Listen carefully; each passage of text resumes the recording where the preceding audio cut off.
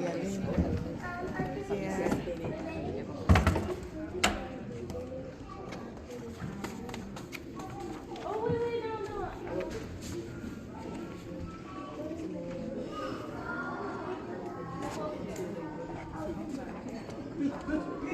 So, is anyone familiar with the Gutenberg press? A little bit. Well, we do know that it was printing the Word of God, right? And it was developed in the 1400s in Germany, in Mainz, Germany. And this area was also known as wine country. So we have a replica or a copy of it. The original one no longer exists. And Johannes Gutenberg was the one that developed this project. So scholars, when they were doing research about the printing press, they figured out that it was very similar to a wine press. We're not pressing any grapes, but we are pressing some ink.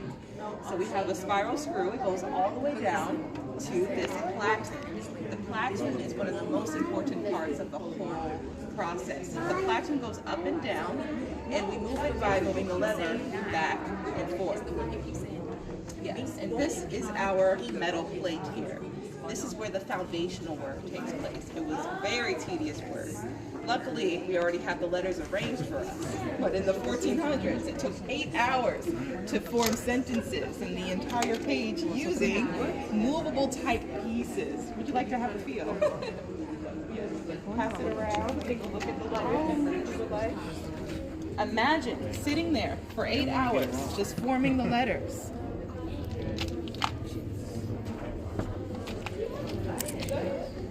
We had to make the letter? Yes, they had to first make all of the letters, and then they were able to use it to place it in the plates. How did they put it on there? I'll show you.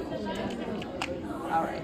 So, in the printing press, there were tiny little chambers and tiny little slots, and they would drop it in and form sentences so the letters would show up on top. And so they were typed together so that when they put ink on top, it wouldn't move. So that is how it would work.